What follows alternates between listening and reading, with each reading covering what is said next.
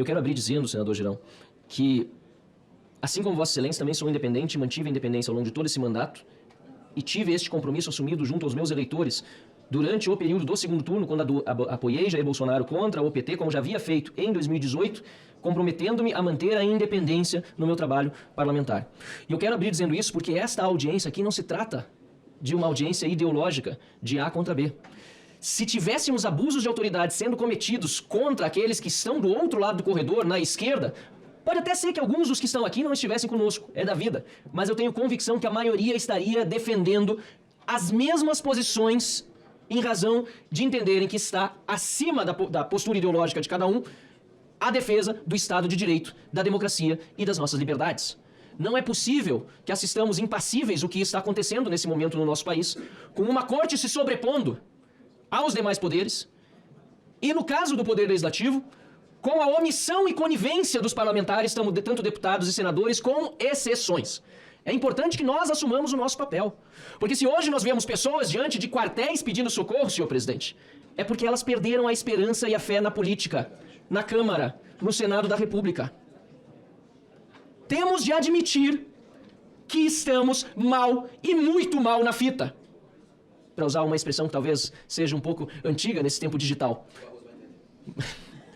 Nós aqui, como parlamentares, falhamos.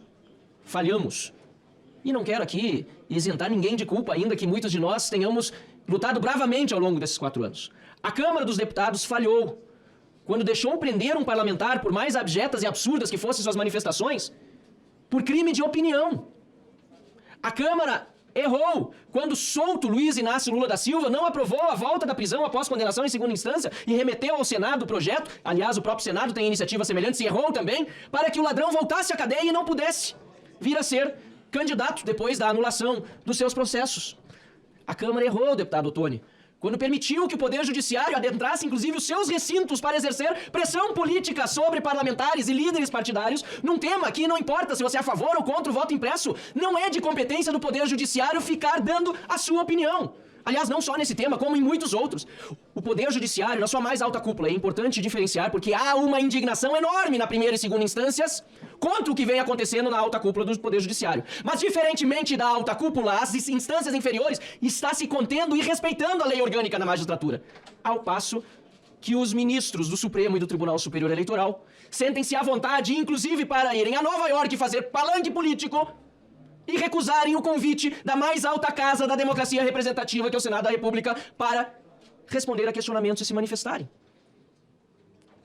Pior do que isso, além de se manifestarem fora dos autos sobre processos em curso e fazerem manifestações políticas, o que não faz parte do métier de um ministro da Suprema Corte ou de qualquer magistrado, ainda calam aqueles que têm por dever de ofício a condição de livremente se expressar numa tribuna da Câmara dos Deputados ou por extensão nas redes sociais, onde quer que seja.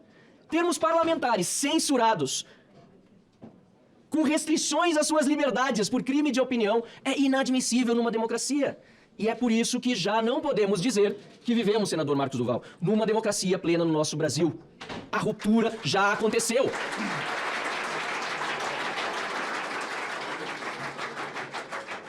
Onde já se viu um parlamentar ter medo de manifestar. E como eu tenho dito, esta restrição de liberdades não é ideológica. Se hoje atinge a direita, amanhã, porque não vai atingir a esquerda. E é por isso que tivemos um enorme sucesso na coleta das assinaturas para uma CPI do abuso de autoridade do STF e do TSE, com 181 parlamentares signatários e já com 193 deputados federais declarando publicamente o seu apoio. E a lista ainda está aberta para quem quiser declarar o seu apoio, em que pese o requerimento já estar protocolado. No entanto, para talvez surpresa de muitos, a Câmara dos Deputados, como tantos outros papéis, não vem cumprindo o seu papel de investigar.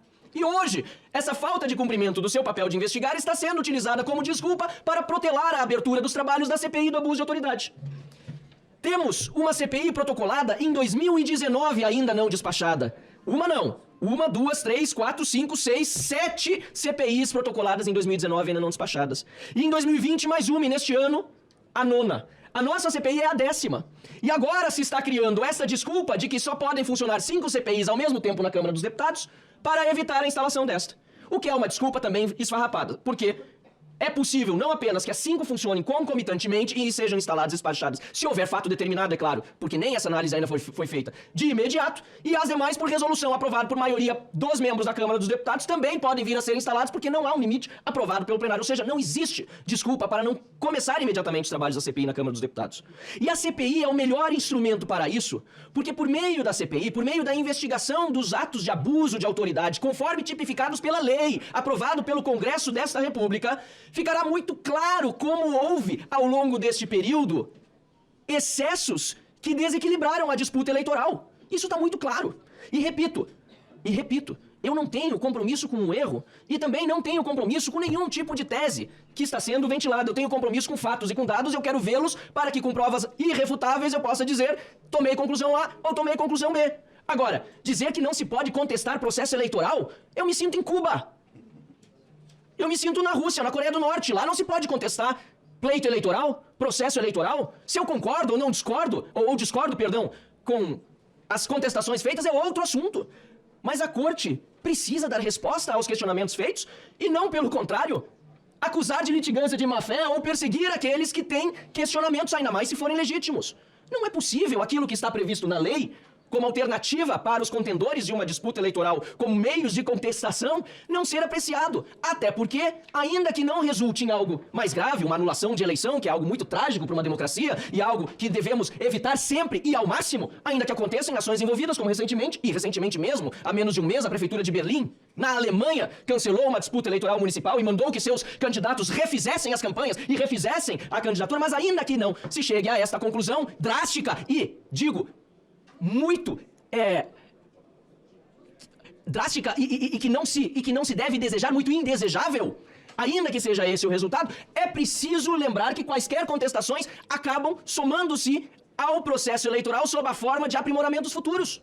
Não existe sistema eleitoral no mundo 100% imune à fraude. Jamais vai existir. Onde tem ser humano, há problema. E etchala lei, etchala trampa. Não é assim que se fala? É preciso sempre melhorar a lei, melhorar o processo. E nós vivemos um período, eu já dizia, como deputado estadual, preciso recuperar esses discursos que fiz na Assembleia Legislativa do Rio Grande do Sul, que nós temos um problema muito grave no Brasil, que é o fato de uma única corte, o Tribunal Superior Eleitoral, tomar conta de todo o processo. Desde o planejamento, passando pela organização até a execução, depois a apuração dos votos, a totalização dos resultados, a proclamação do vencedor e é a própria instância quem se recorre em caso de dúvida. E agora, quando se recorre, ainda diz você não pode concorrer, tome multa. Que segurança jurídica nós teremos daqui pra frente com isso? Eu já dizia lá atrás, faz muitos anos, a respeito desse problema institucional que nós temos. E aqui, e na época, muitos dos que hoje são ministros do Tribunal Superior Eleitoral sequer o eram. Ou seja, não é uma crítica pessoal. É uma crítica ao sistema institucional e se nós, como parlamentares, não pudermos nos debruçar sobre isso, para que mesmo nós servimos? Essa corte que nós vemos no Brasil já está fechando o Congresso Nacional. Já está fechando o Congresso Nacional. Por isso, senhoras e senhores, eu vejo com muito ânimo nos últimos dias a reação que está sendo criada na Câmara dos Deputados. É preciso ter neste momento realismo, mas também otimismo com o momento que estamos vivendo. Pois vejo muitos parlamentares despertando para esta situação, muitos espontaneamente ou conscientemente, e outros tantos porque provocados pela população que começou a entender que se não for por vias do Congresso Nacional, não há outro caminho numa democracia representativa, num Estado liberal. É por meio do parlamento. E fico muito contente, senador, em ouvir de colegas parlamentares, nesta alta casa da nossa República, que há a conversa, quem sabe, passe-se a execução e a consolidação dessa conversa, de aproveitar a CPI da Câmara dos Deputados e transformá-la em uma comissão parlamentar mista de investigação, incluindo senadores e passando a atuar em conjunto o Congresso Nacional para tratar desses temas do abuso de autoridade. Porque sim, a Câmara tem o poder de investigar os abusos de autoridade e por isso mesmo o requerimento de CPI teve tanto sucesso e não foi contestado, salvo um ou outro parlamentar que talvez por um ou outro motivo também tenha se manifestado contrariamente à assinatura, aqueles que assinaram, e mesmo muitos que não assinaram, reconheceram o caráter constitucional do direito da minoria parlamentar de protocolar uma CPI, senador Duval, para investigar abuso de autoridade, estão muito bem definidos nos fatos determinados. A busca e a apreensão a empresários que sequer têm prerrogativa de foro. Censura prévia a meios de comunicação e a parlamentares que gozam de imunidade parlamentar, ferindo a liberdade de imprensa e a liberdade política. e os bloqueios de contas a empresas por supostas manifestações e supostos atos antidemocráticos sem quaisquer compromissos com o devido processo legal por parte daqueles que bloquearam as contas dessas empresas. Os fatos determinados estão aí. A prerrogativa constitucional da Câmara dos Deputados de investigar está consolidada. Agora, o Senado da República, para concluir, presidente Girão, o Senado da República é quem tem o poder de julgar.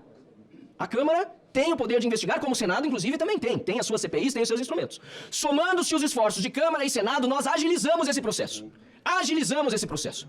E se há quaisquer dúvidas sobre uma eventual instalação de uma CPMI, porque neste caso o Congresso Nacional, que precisa despachar por meio do seu presidente, senador Rodrigo Pacheco, elas se esboroaram com a decisão do Supremo Tribunal Federal, do próprio ministro Barroso, de que CPI, e obviamente por decorrência CPMIs, são legítimos direitos da minoria parlamentar e precisam ser instalados imediatamente, atingidos os seus requisitos e pressupostos constitucionais, legais e regimentais. Por isso, senhor presidente, eu deixo aqui a bola então no campo do Senado da República, que pode imediatamente ajudar a recolher essas assinaturas e transformar esta CPI, que já poderia estar instalada e vamos continuar cobrando para que seja instalada pelo deputado Arthur Lira, presidente da Câmara, com o mais rápido esforço de todos nós para que ela aconteça em uma CPMI e ter assim um esforço concentrado de toda a Casa Legislativa Nacional, ou seja, o seu Congresso, em cima desse abuso de autoridade que precisam cessar já. Basta, chega, não é nada contra o Poder Judiciário, pelo contrário, é a favor do Poder Judiciário e de ele se reenquadrar dentro da Constituição, a favor também do Poder Legislativo, para que ele recobre as suas prerrogativas e o seu respeito junto à população brasileira, porque uma democracia sem um parlamento forte, respeitado pela sua população, não é uma democracia. Obrigado, senhor presidente. Muitíssimo obrigado.